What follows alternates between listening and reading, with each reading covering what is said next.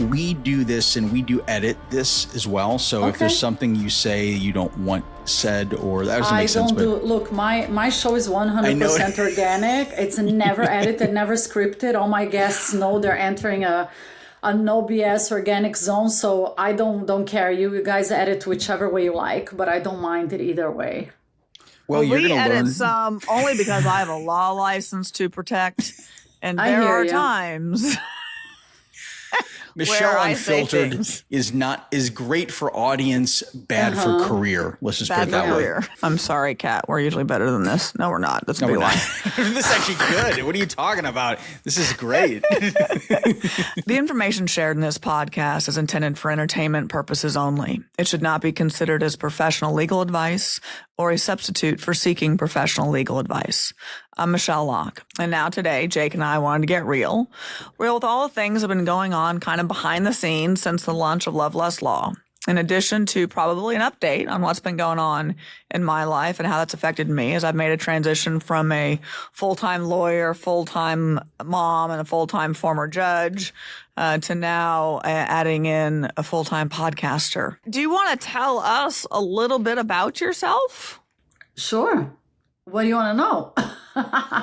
Whatever it is you'd like to share. Okay, yeah, why did you decide to even join us today? Let's start there. Why when you got that email from our producer, why did you say, you know what, I think I'm going to select this one to spend a Friday afternoon with? Yeah, so it's a funny story, right? Because I've been doing Cat on the Loose. This is the 6th year. It's been 5 years and a few months. Congratulations. Thank you very much. And I was always like the past few years, especially the past 2 years that the show grew and exploded. I was always like, I don't have time to do other podcasts. I don't have time, because we prioritize our own work, right? And then I was having a meeting with my team last year, because I think I only gave 3 interviews last year, 3 or 4. My managers here behind me. And my team and my publicists, they were like, you gotta be on other podcasts, you gotta also help and share. So it was like a conscious decision that I definitely wanted to, participate a little more and help in any way I can. I'm all about unity. I don't believe in competition. I think the more podcasts, the better. I think it's kind of like music, right? You never run out of great songs. I think you never run out of great conversations in podcasting. So I agreed with my team that we were going to jump in more podcasts and participate and try to promote in any way we can and help each other out. So when you guys send out the message, we were like, okay, let's go for it. Let's meet them. Let's have fun with this. So I think that's how we ended up here. Are you happy or are you regretting it? Tell us honestly. Oh, no. Yeah, no. Listen, I am a sucker for a fun time. I'm a sucker for a good conversation. Obviously, I'm a huge fan of podcasts. Let's do this. Let's rock and roll. I think one of the things we can always talk about for me is, and Kat, I think, because you do relationships. My show, I don't know if you guys read anything about my show in the background. Of course we did. I was in a very abusive marriage for 15 years. 15 years. And that's how the show started, because when I finally left and my husband died, because he became an alcoholic, I had to start my life over from zero. And I mean, you are an attorney. If you heard my story, you would be like, holy shit, because I literally lost everything. Mm-hmm. The courts didn't enforce the will. I lost all my assets, my bank account. It's like a crazy, crazy story. And that's how I started the show, because I just wanted to vent. I didn't think it was going to be a business. I didn't think I was going to have an audience, but I was so lost and desperate. I was like, I'm going to talk because this is so hard. How do you start over, right? How do you make money? How do you work? How do you, just rebuild your life from shambles? And as I started talking about it and building up my show, that's how Cat on the Loose grew, because I started getting messages from people worldwide telling me that they were going through something similar. So yeah, unfortunately, there are a lot of people out there going through really tough relationships right now. And unfortunately, many times, of course, it's the women that leave in shambles because they depend on on the husbands, you know? You know, when my parents got divorced, I was in second grade in Miss Henry's class at Vista Hills Elementary School in El Paso, Texas. It was a Friday afternoon when the divorce was granted. My mom pulled me aside, grabbed my chin and looked me at the face, and pulled my chin up to look at her. And she's like, "Michele, you get an education and you never depend on a man for anything." And that was because my mom learned the hard way. And so the one thing that I was 7 years old when she told me that. It's never left me. And it's for that reason that women oftentimes are the ones that get in these relationships with the financial control and abuse. They end up stuck. And then they can't leave because they don't have the financial resources to leave. And then when they do leave, the credit card gets cut off. The debit card gets cut off.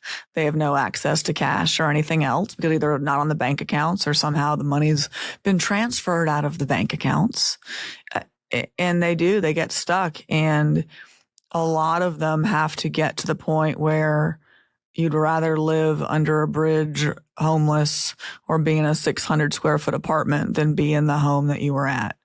And the one thing that's amazing about like your story is you're a phoenix. You rose from the ashes, and there is nothing more empowering or inspiring to others that gives them hope that you can get there, you can rebuild, you can rise from those ashes. Now, does it take some grit to do it? Absolutely. Does it take some, for lack of a better word, some balls to do it? Absolutely. But we all have it within us to do so. Knowing what I know about Kat, knowing what I know about my situation, and knowing what I know about lots of other high-achieving women, why do you think, Kat, that women like us stay too long in these types of relationships? A number of reasons, right? I think a big one, at least in my case, and I think a lot of women that listen to my show agree, is because we believe that person is going to change for us. It takes a really long time for us to realize like they're not going to change for us. In my case, my husband, I got married really young, so that's another factor. I think when we are really young, we're not that mature, right? We put up with a lot more shit. Can I say shit? You can say shit. Then we do. Like nowadays, I would never put out, like I meet a guy, if he's a heavy drinker, or if he does this, or if he does that, I'm like, okay, out the door. But when I was in my 20s and I met my husband, I didn't understand. I had no idea what abuse was. I had no idea what heavy drinking. Then he became, the more money he made, he became a full-blown alcoholic. So as the years go by, in my mind, I'm like, he loves me. He's going to change for me. He loves me. He's going to change for me. So it's a cycle, right? And I think a lot of women are like that because we love and we want our partner to change for us. But of course, the truth is, the end of the story is that nobody's going to change for you or because they love you. They're only going to change if they want to change. Therefore, if you are in an abusive relationship, like it was my case, if you are in a relationship with an alcoholic, what I say is save yourself. And I hope nobody takes 15 years to get out of it like I did. I always hope people wake up way sooner than I did, for sure. Yeah, what was it for you that was the aha moment where it was the proverbial straw that broke the camel's back? Yeah, so my biological father died, and I remember because we had multiple residents all over the United States because my husband was very rich. We were at our house in Las Vegas. We were at our mansion in Las Vegas. And it was 7 a.m. in the morning. And my mom called me and told me, you know, your father died, la, la. I didn't have a close relationship with him. However, he was my father. And I remember that day, my husband was sitting by the pool, 7 a.m. and he was already drinking and he was already very drunk. And I went to tell him the news. And of course, I was very sad, right? Somebody just died. And he totally dismissed. He was like, oh, you know, who cares? He wasn't a nice person anyways, whatever, who cares? And I went to my bedroom and it kind of, it just literally sank in my head. I'm like, wow, I am with this person that he's so drunk and he's so crazy. He's not going to be here for me. He's not going to give me a hug or anything. So that day, I was like, I gotta get out, and I gave him the ultimatum. Finally, I was like, either you quit drinking or I'm going to divorce you. And he was like, if I'm not going to quit drinking, I'm not going to quit drinking. So, yeah. And it's such a crazy story that at that point he was such a full-blown alcoholic that, that's a whole other episode, right? But he needed medical help in order to stop drinking. And he decided he was going to die drinking. He didn't want to get help. So we did sign the divorce. A while after my father passed away, months after he passed away. But right after that, I found out that my husband got very, very sick, very, very sick. And I actually ended up going back to take care of him for 2 more years until he died. Oh, wow. Because he didn't let anybody go anywhere near him, the doctors, the nurses, no one. So I actually ended up going back to this cycle. Yeah, for 2 more years, yeah. You were completely sort of dependent upon him at the time, right? He basically made it so that you were financially dependent upon him, right? He used his money as clout and as control. Yeah, so my story is kind of funny, right? Because I always loved working. I started working when I was 4 years old in TV commercials because my dad was a TV producer. So when I met my husband, I worked. I did really well for myself. And I always tell women that because, all these girls are like, how do I marry a millionaire? How do I marry? And I'm like, the way you marry a millionaire is like have shit going on in your own life, right? You're much more likely to attract. That's what my husband loved about me. Because I was so busy. But yes, as we started dating and got married, he was very controlling and very jealous. So he cut me off. Like it was a huge fight between us every time I wanted to go to work. So yeah, I was like 90% dependent on his money. And I did help him build his business, but I did inherit everything that we built together in 15 years. But everything got taken away from me. Everything got taken away from me. What's interesting is those types of individuals seek out successful partners because I think they get more satisfaction out of breaking those successful partners. I think you're right. Yeah, you want to find someone that's a successful man to marry, date, whatever. Make yourself successful too, because boy, that will attract them. It may not attract the right ones, but it'll attract some of them because they do. They get some kind of high or fix off of extinguishing your flame, and that's what they do. They spend years. That's exactly what happened to me. Yeah, that's exactly what happened to me. Yeah, for sure. Yeah. Yeah. Yeah. I mean, you really do. You lose who you are. You hear enough of you're wrong, you're mistaken, you're crazy, you just don't understand. How many different ways can someone tell you you're an idiot is basically what happens throughout the course of the relationship. Yeah. And boy, can they get creative on how they say that. You become a champion for so many of your guests. And I've noticed this too in the shows. And you also feature so many different people and personalities. Like, what is your process for attracting personalities? Why do they decide, okay, Kat on the Loose is the platform that I want to share my story on? Because you get things out of people that other shows don't. And we've noticed that throughout the process. Like, you really get people to be vulnerable as well. How do you do that? I think that they know, and I mean, you've been podcasting for a long time, but I think when we book a guest, right, we tell them up front. I mean, they know how the show is, right? They know it's organic. They know it's no bullshit. They know it's not scripted. So once you're entering this non-scripted zone, you know where you're getting yourself into. It's literally an open conversation. So whatever we say is going to be what our audience hears. So I think just getting in there, they kind of know the vibe of the show. And once they start talking, they're just like, I might as well just go for it. I have had guests in the past that told me, oh my God, can you take that out? Can you cut that out? Did I really? And I'm like, nope. Sorry, it's not going to happen. If you say something stupid or if you say something you regret later, I mean, I warn you beforehand, but I want to be very, very real with my audience. I literally want the audience to feel that they're sitting in the living room with us, that we are not bullshitting them. I just realized something. Michele Locke can never do your show. Never, ever. Michele needs 10 filters and then 2 more just for safety. I gotta be honest with you. So that's why editing is our friend here. But to be fair, Michele, when it comes to court, is so polished, so professional, so just inspiring. And then now we're here on the podcast and the vibe's a little different. She looks good. She looks polished. She looks great. I mean, look, she's an attorney, right? If you go to court in front of a judge, you got to behave, right, a certain way, of course. But I think in a podcast, you should just be able to be yourself, I guess. Well, and I do. The problem is I'm a little extra. Like the version of me in a courtroom is the subdued version of me, which may frighten some of my opposing counsels.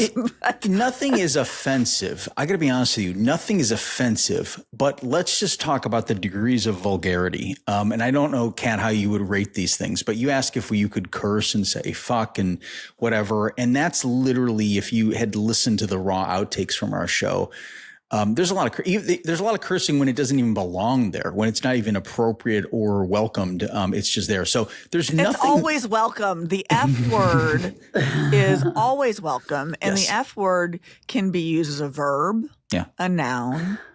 I mean, it can be used as lots of different things, and it's just the tone and tenor in which you use the F word. You perfected the silent F word too. Show Kat how you treat me generally. So this tends to get cut out, Kat, of the show. But I think we should probably keep it in. I think you're right. I think we should just go live with this one and just let Michele's wings fly. I will say this, Kat. I am a lot like you. When I started this podcast, it really was therapeutic for me to get out a lot of what I had been through without. And I guess one of the problems is you don't necessarily realize how bad it was until you're on the other side. And then when you get on the other side, you're like, and then you remember stuff that you'd forgotten for pretty good reason. And then you go, that probably wasn't good either. But the podcasting, I mean, I know why you did your show, Kat and Liz. I mean, it's therapy. Yeah. And it doesn't cost you anything.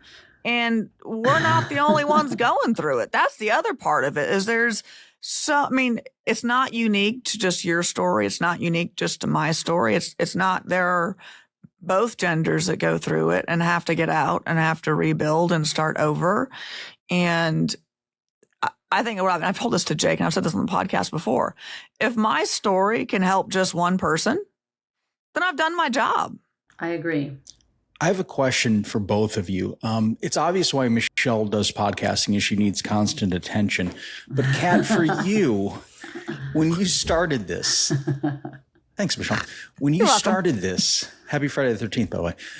When you started this, like, what really led you to the point where you're like, I'm going to be vulnerable here? Because that's not easy. You literally laid everything on the line. You decided to throw out all your dirty laundry and say, here I am, take me or leave me. And got to a point where, you just didn't give a fuck. Basically, you're just like, I'm going to go out there. I'm going to share my story. One person can listen, a million people can listen. It doesn't matter. But what really gave you that sort of gusto to do that? I feel in my heart that the more open I am, right, and the more raw and the more honest, the more my audience connects and believes in me and the story. And I think it empowers them more. And it's also a way, and I say that over and over and over to my audience nowadays, right? Because now I'm lucky to have a really big audience worldwide. It's a way for women to take their power back. And I'm sure Michele must know that, because when you are going through an abusive relationship, you lose your voice, you forget who you are, you feel super intimidated. I was called names like I don't even know if I can repeat here. For 15 years, I was super abused verbally. And so you start believing that that's what you are. You start believing that you are useless. You start believing all those things. So in a way, when you do a show and you say all those things out loud, not only you're helping other women, but, it really empowered me to get to where I am today. It took my power back, because everything that people did to me, even when my husband died and all my assets were taken from me, my bank accounts, everything was taken from me. The judge didn't listen to me. Nobody believed in my story. It took me 2 years, to prove everything that had happened. Very long story, but it was just a way for me to do justice for myself. I think when we speak up, we help other women. And basically I'm saying, you can speak up as well. This is a space for everyone to just be very open and honest about whatever it is that they're going through. But I don't give a fuck. I always joke, like, nobody pays my bills. I started over from zero. I love you. If somebody doesn't like what they hear, I always say there are like 4 millions of podcasts out there. I go listen to something else. But if I get a message from a woman telling me, thank you, I got out of an abusive marriage because of you, or I did this, or that, I'm like, I'm doing my job and it's not acting. This is why I don't script. I don't edit. I just tell it like it is. And if it resonates with you, if it helps you, amazing. That's all I want. Well, but when you get to a certain age, at least for what I've seen with my other fellow professional women, you get to like 45 and you have a I don't give a F switch that kind of flips. And it is the most empowering, like, once you're no longer worried about procreating, right? And you don't have to worry about that nonsense because it's behind you and you get to look forward to just there's just a shift, and man, it just feels fabulous. And I wish I could impart that on some of the younger women. Like, you guys just need to worry a whole lot less about stuff.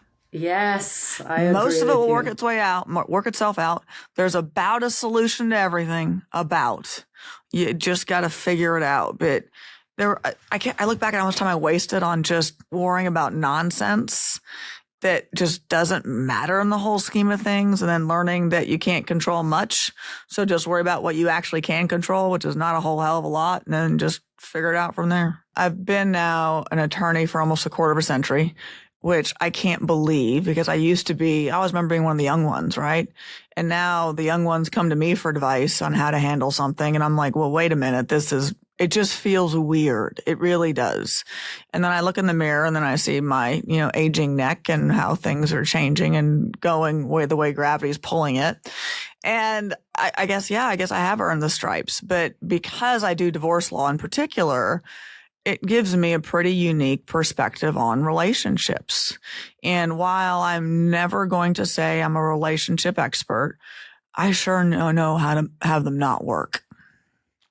Because I see how they don't work. And then I also see, in connection with that, the abusive relationships, the red flags for the abusive relationships, or the people that come in that are shells of their former selves because they've been in a toxic marriage for so long and they don't even realize that it's what it's doing to them.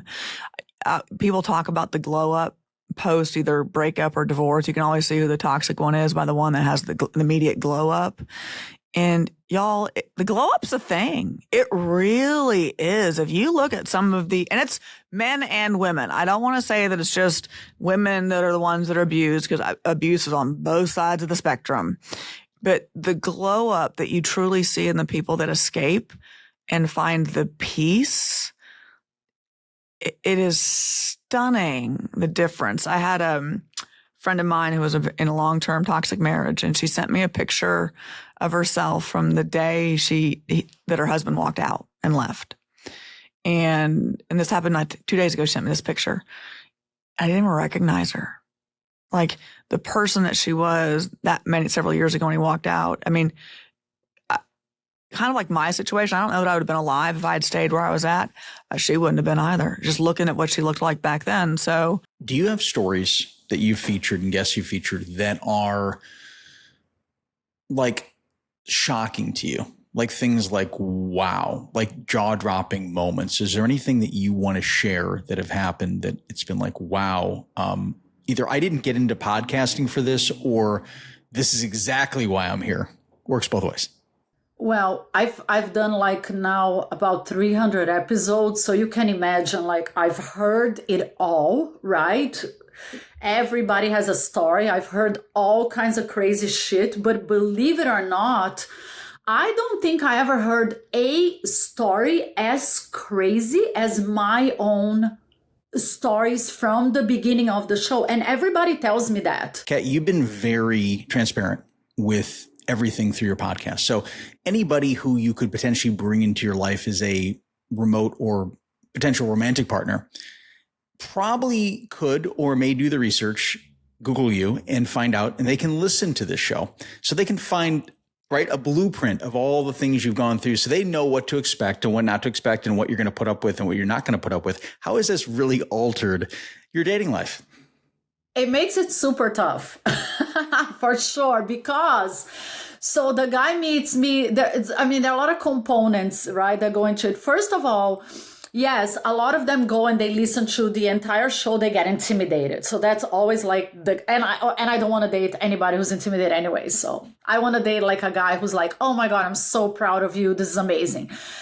And then, yeah, there are the guys that listen to the show and think they know everything about me and they think they can handle it. Every guy I ever dated in the beginning, they're like, oh my God, this is amazing. But when they really get into my life, especially the past couple of years that the show really grew, and they see, I have a big public presence, right, on social. We have to do social media, right? It's a big part of our job. And we go to events and a lot of them are like, oh, it's too much for me. And then there is the guy that says, they totally misread me. They're like, oh, she talks about sex, dating, relationships. She goes out with all kinds of guys every night. She bangs every guy she sees. And it couldn't be farther from the truth. And then there is always the guy that says, oh, are you going to talk about me in your podcast? And one guy told me, oh, you're the Taylor Swift of the podcast. So I don't want to date you because you do an episode, each episode of all the guys. And this is my answer, by the way. I say, if you're a person with good intentions in any podcast, you don't care that we have a podcast because we're going to say something really good about you, right? Even if we break up, if you had good intentions, I'm going to say something nice about you. Now, the only people that should be worried about being talked about are the assholes. Bad guy, the assholes, right? So, it's a good advice. It's real simple. Don't be an asshole. Exactly. So if you are, very likely you are going to end up being a really good episode on the show. We are going to dissect you. This is the one thing I do want to say is that this is the thing and the challenges. And I've been in this long enough. We've both been in this for 6 years, approximately. Yeah. So knowing and understanding that when you do this, when people find out, they're curious, they're excited if they don't already know, but they're also a little bit concerned. Now, the fact is that I do a stalking podcast. That would not be good for someone to be on that, and someone that I would be involved with, obviously, from a standpoint of that. Yeah. But at the same point, Michele has brought up this before, where she wanted to share one of the episodes, and she had said this, can you share one, I'm paraphrasing, that doesn't make me sound crazy? And then I said, well, define crazy, Michele, because every episode has its tracks and then it has its running off the tracks. The B-roll. The B-roll. So I don't know what you define as crazy. You are not crazy in my book, but you are transparent and you get into the weeds when it comes to emotion. And I don't think that's a bad thing. I think that most people should embrace that. But I also know this, here's the flip, is that a lot of people use that as a way to figure out where your vulnerabilities are. And that's a problem. I do another podcast called Love, Lust, Fear. And a lot of times when people know more about what your sensitivities are, what buttons can they push, they will use that against you. Narcissist playbook. But look, this is my take on it, right? You don't want to have a narcissist in your life. You don't don't want to have like somebody that's going to play you.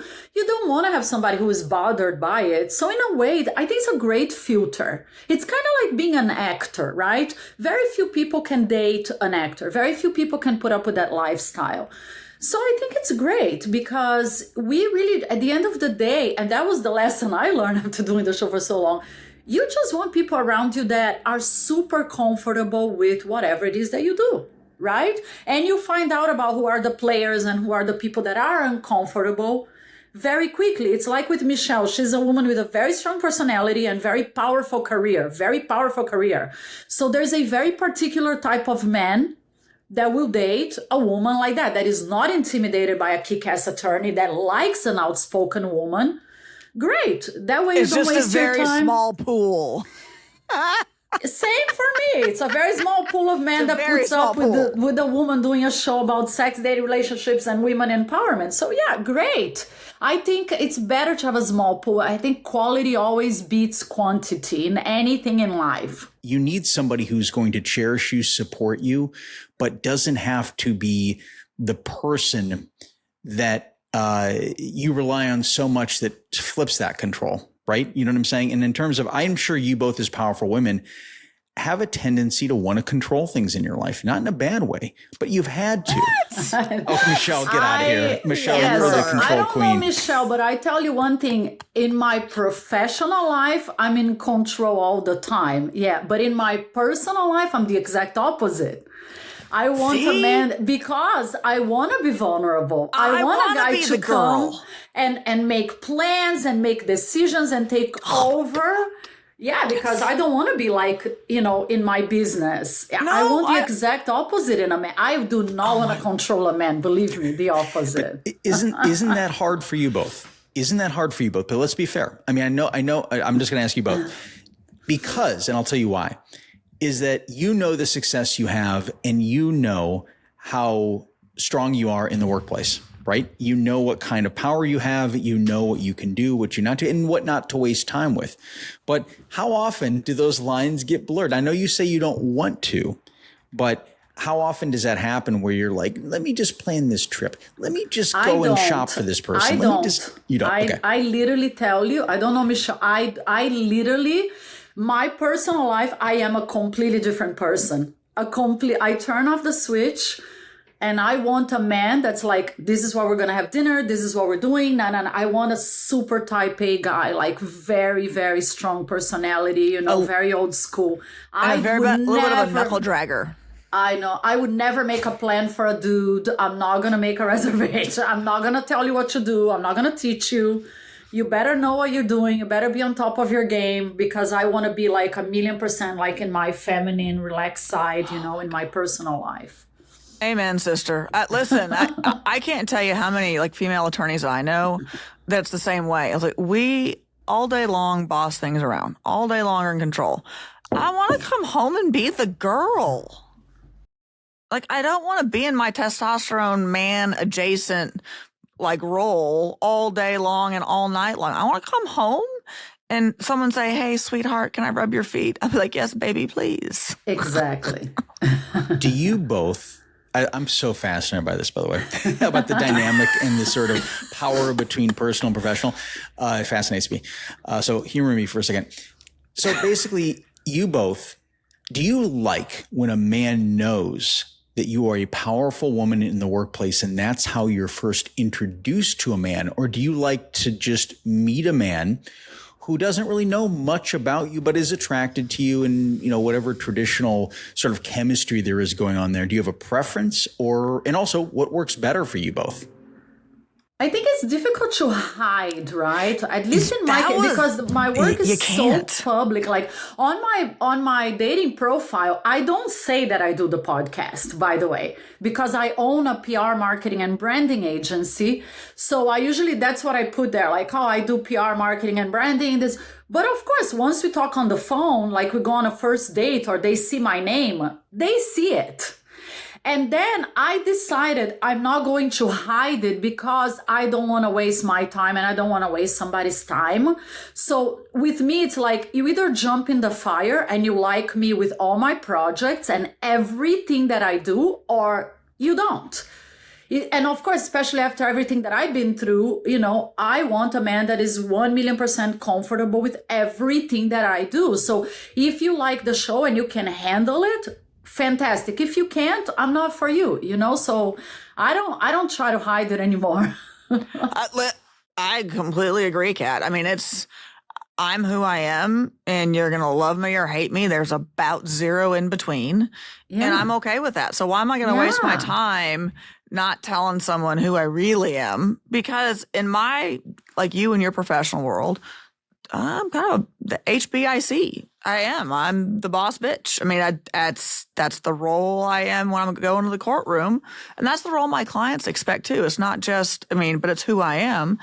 But a man's got to be really okay in their masculinity to deal with a woman like Kat or I. They've got to be really confident in who they are, because I say that because they're going to have to take a backseat at times, and they're going to have to be okay with being in the shadows at times, because with what Kat does and with what I do, at some point we are front and center.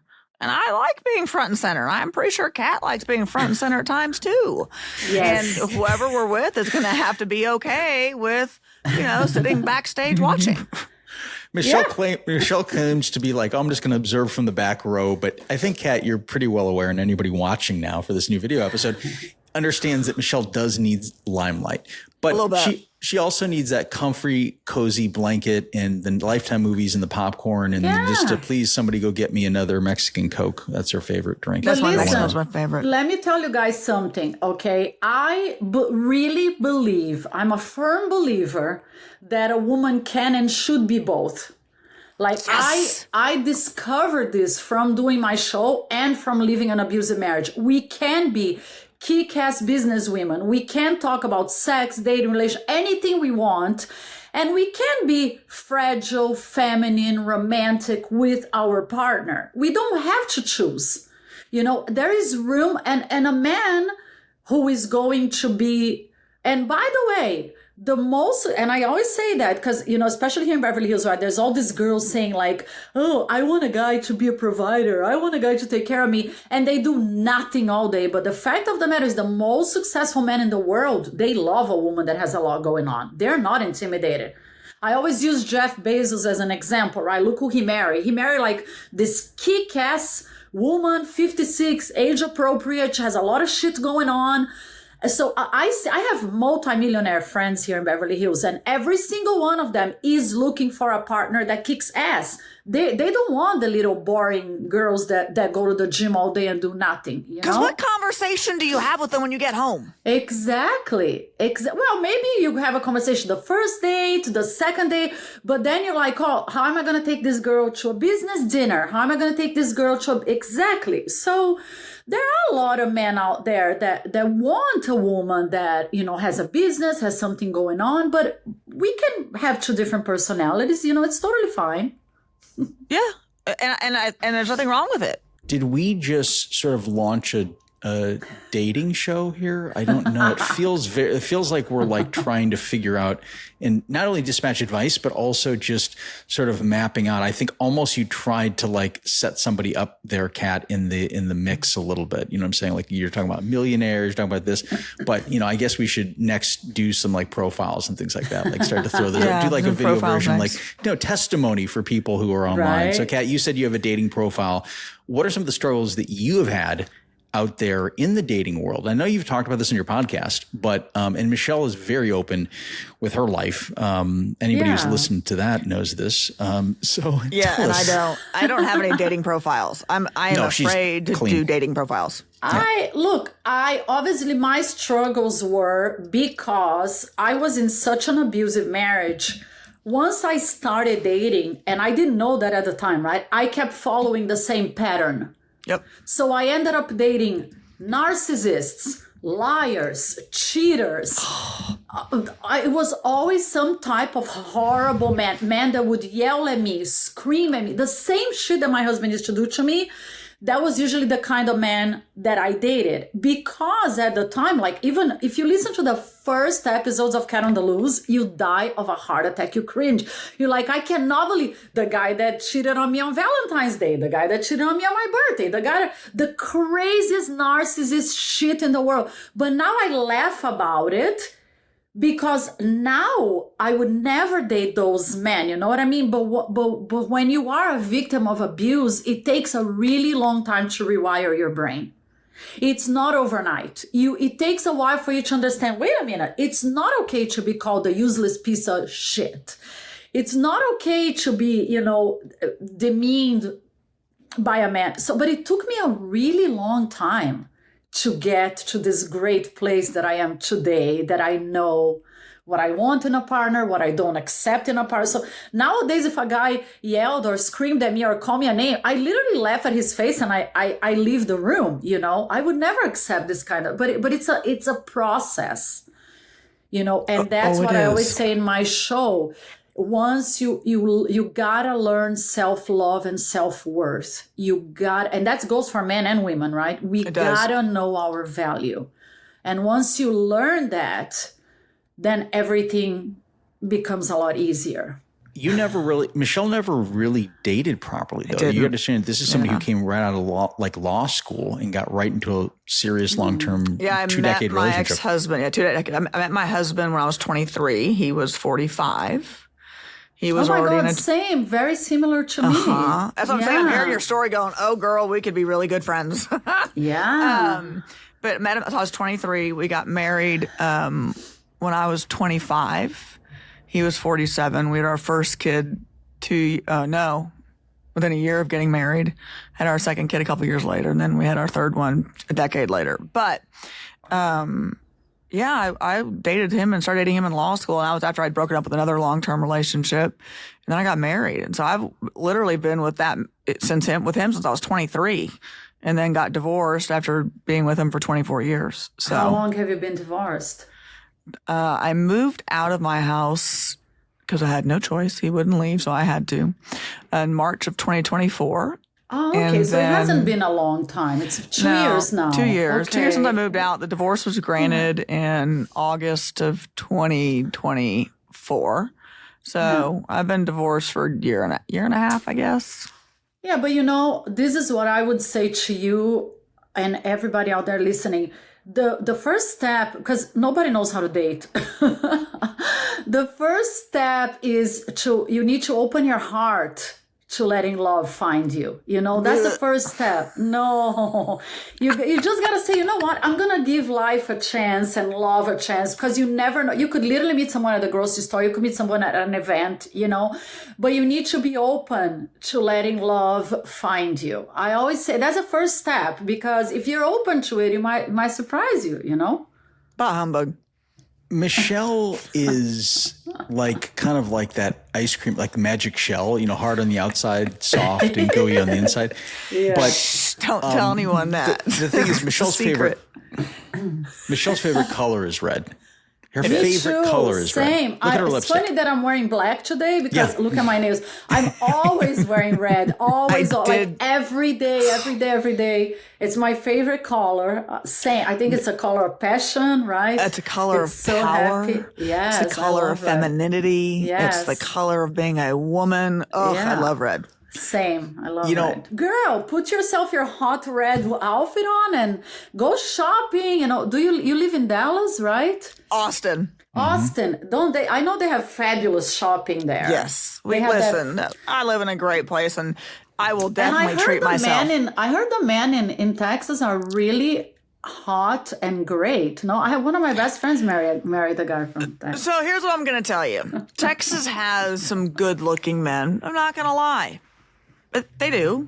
But most of them can't handle a woman like me. Really? Oh, wow. Interesting. There's probably a traditional masculine sort of roles or tropes, I guess you'd say, right, Michelle? Like, there's a fantasy of what a Texas man is, and then there's the reality of what a Texas man is. And that's a generalization, right? I mean, in terms of that, like, Austin men are different from Dallas men. Dallas men are different from El Paso men. And Houston men. are different than everyone. I mean, it's and kind of like California. I think every San Francisco men are a lot different than Beverly Hills men, right? So Texas is probably very similar that the parts of the state are different. But I just I haven't gotten out there. I just don't necessarily know that I want to. I was never good at dating to begin with. And so I'm like, yeah, I'm good, thanks. Something will just fall into my lap. That gets me to a very important point. You can't truly love someone until you love yourself. I really believe that. I think that it takes time, and it took me many years to figure out how to love myself.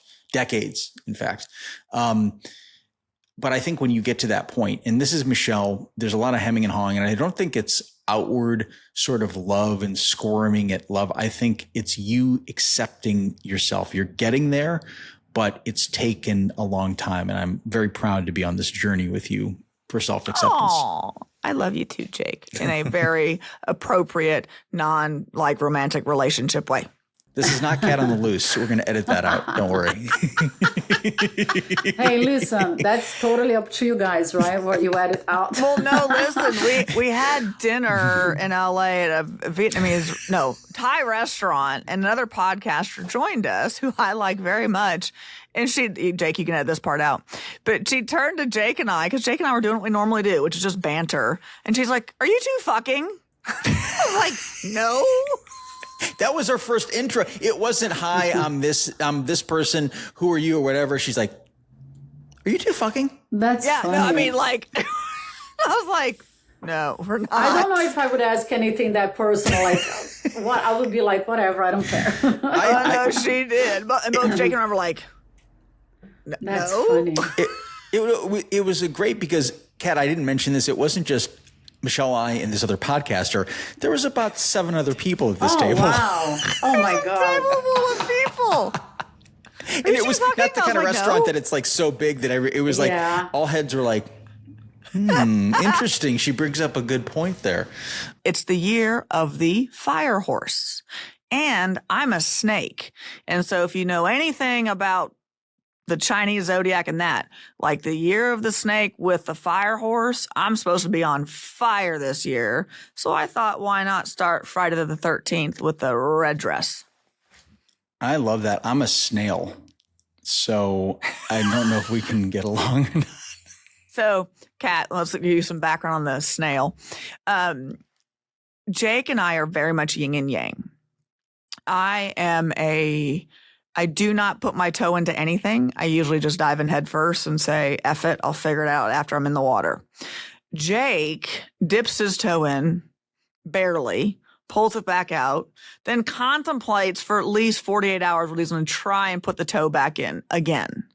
And so I have compared Jake to a snail on his last slime and how he makes decisions. It's one of my favorites. Kat is stunned to silence, by the way, and because she has so much dating, relationship, and professional advice to dispatch that I would love to hear your perspective on the yin and yang of this as business partnership, as friendship, and kind of understanding sort of the ebb and flow of why this magic concoction works so well. And you're seeing it, you're witnessing it. You're a guest into our party. Welcome. I think that, if you guys feed off of each other and you have different personalities and different strengths, it might be a great mix, Sometimes it works really well if 2 hosts are very, very different from each other.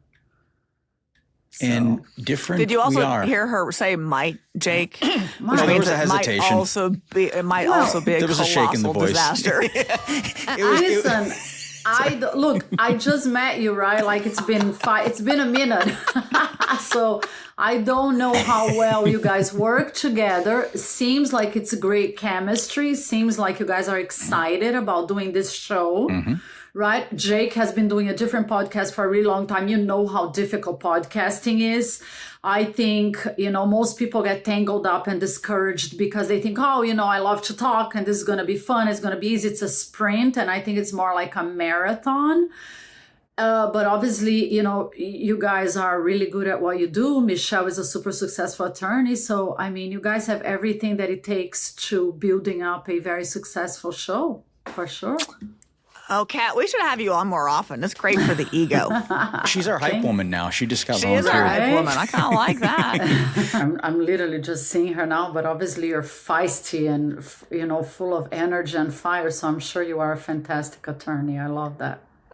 I do okay for myself. Good for the you. courtroom is definitely my forte. Amazing. My cross-examination, it's funny because I have some bailiffs, so the courthouse security that always come up to me afterwards. And they're like, we just wish we had popcorn and a beer to watch you on the cross. They're like, because you get this smirk on your face and we know what's coming next. Like, we're just waiting for it. So, yeah, apparently people find some entertainment value in my cross-examinations. That's awesome. That's really Yeah. Kat, let's just put it this way. If you're in court, you want Michele defending you. I You will don't want keep me that asking in you the mind. questions. Hopefully, I don't want to be in that position ever. I'm trying really hard to stay on the right side of the law so far. But I will definitely keep Michelle's name on my phone in case I get in trouble. Just in case. So basically, Kat, the day before Michele retires from her law firm, she can be a guest then. Like the day before. Deal. Yes. Listen, I've had very successful divorce attorneys on the show, and they were like, they did pretty well. They were like, no issues, no issues. Now I'll come on the show because here's the other issues. I also know that if I know that there's no editing, I will have much more of a A filter, yeah. I'll have a little bit more of a filter. Yeah. I'm still Southern. I'm still very Texan, but I will have a little bit more of a filter. Someone wants to dip their toe in the water and not jump in first. I thought we had already covered that, so I'm already calling you out on the lies that you're No, it's not a dispatching lie. here. It is not a lie. It is a Adjustment? Is it a situational adjustment, Michele? yes. That's a way to put it. It's a situational adjustment. Oh, I agree. But think about the differences between people. Like, think about, was it Eddie Bunker from, what was the show, Jake? I never remember the show names. Archie Bunker from All in Archie the Family? Bunker. Did I say Eddie Bunker? Eddie Bunker sounds like a guy who owns a bar or possibly a mechanic who got fired but then got worked back in somehow through his brother-in-law. Sorry, go ahead. So Archie Bunker, wasn't he like in his 40s when he did the show? Is it all in the Family? I don't even know. What show is it? He was probably 10 years younger than both of us. Like Right. he was probably maybe 49 or 50 maybe. Okay. Look at what he looked like when he did that show versus what you and I look like now, because I'll be 49 next month. So I will say You're that younger than me. When next month, March? I'm March as well. The soothsayer said, beware the Ides of March. What day is your birthday? March 15th.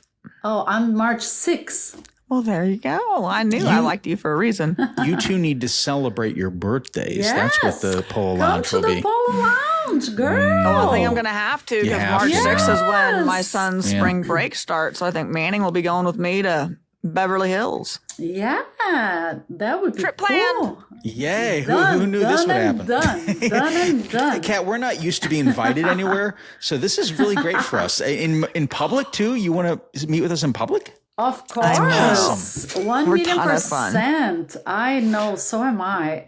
Oh, I don't have any doubt you are a party all in yourself. Look at that logo. Look at that logo behind her. Cat on the loose. Need I say more? Listen, it's it's there. I see a kindred spirit. I think together that we may have some trouble. Yes, let's cause some trouble in Beverly Hills. The jail is very nice there, by the way. I don't not get whatever trouble I get into is not going to be maybe getting arrested. No, same. Yeah, remember, I'm trying to stay on the good side of the law. So far, so good. So far, so good. Kat, if you're going to party with somebody, party with a lawyer. To be Right? I know. Listen, I am the most boring partying person in the world because I don't even drink alcohol. I do maybe the one occasional glass of wine and that's it, you know. I just have great energy, but I'm not like a party animal or anything. And you know Beverly Hills, right? Everything is done like at 10 p.m. I'm in bed. No thanks. God bless, Kat. I really like you. Thank you. I appreciate that so much. I hope you come here to Beverly Hills so we can do a show in person. We will, because Jake dragged me kicking and screaming. Not really. I will. I'm out in LA at least. Well, I think it's been once a quarter. Although I think last quarter was twice. I'll be back out there again soon, and I'll bring 𝐃𝐨𝐬 with me because he has been out there before and thoroughly enjoys LA. Yes. Kat, here's ironic, because you probably live very close to this. I sent her the link for the Beverly Hills Hotel. I said, you got to try it. It's my favorite place on the planet. I'm literally going there today for lunch. It's like my second home away from home. Like I could literally live there. I go there all the time. It's so magical. And well, I can tell you I'm staying there next time. Oh, please. Yeah, ask for a bungalow because it's so perfect with the dogs because you're in and out so quickly and the area is so walkable. Yes, treat yourself. You're going to love it. Call me so we can it's the best happy hour in Beverly Hills, by the way, the Polo Lounge. Okay, we'll have to check it out. You meet tons of nice, eligible men there. Business contacts. It's just a great power networking. I meet friends. I meet all kinds of people there. So, yeah, it's just a great place to be. Yeah. Well, Jake, I'll be there next week. Yes. Come on over, girl. Come on over, please. Please. I would love to hang out with you guys in person. Let's do it. Oh, I'm extra. And she's not underestimating that, Kat, but I think we all got to be a little extra in this era. I think it's our time to be extra. Yes. And then we can plan something. Yes. Thank you. It was really lovely meeting you guys. Thank you for having me. It was a huge honor. It was, it's nice to find another kindred spirit on that life can be beautiful. You just have to look at it from the right perspective. That's even if you've gone through the shit, because all of us have a story. All of us have a history. All of us have been through shit. And that's why kindness costs you nothing, because the person you're talking to every given day, you don't know what they've been through. You don't know what their history is or what's going on in their particular lives. And why not just be kind? Because that one small act can change a person's day, week, month, even a year, and sometimes even their life. Yes. So true. So true. There's two things I want to accomplish before we wrap up. One is, Kat, where can we find your show? Name the platforms, name how many episodes you have, just anything you want to share about where we can find it. So Kat on the Loose is on all podcasting platforms, Spotify, iHeartRadio, Amazon Music, Sirius, obviously Apple Podcasts. We are on YouTube, Kat on the Loose Show. And people find all the links on the website, katontheloose.com. I'm on Instagram a lot. I am on all social media platforms, wherever you guys want to find me, I'm there. So I'm very foundable. I'm very Googleable. Like you said, even for my dates, I'm like, dude, I'm very Googleable. There is no hiding. Everything is there. Dude, you can Google me and I'm right there. And we will put the links in the show notes as well. And it's been fun. And it's been a session that I'm so glad I had the opportunity and privilege to do. I hope you all have a fabulous day. You can find us on Instagram under Love Lust Law. You want to know what we're doing, check us out. You can email us at hello@michelelocke.com, or you can also send us messages on Instagram. I'm also at attorneymichelelocke.com. Just remember, Michelle's with one L, and you can thank my mom, Margot, with no T for that. You all have a great one.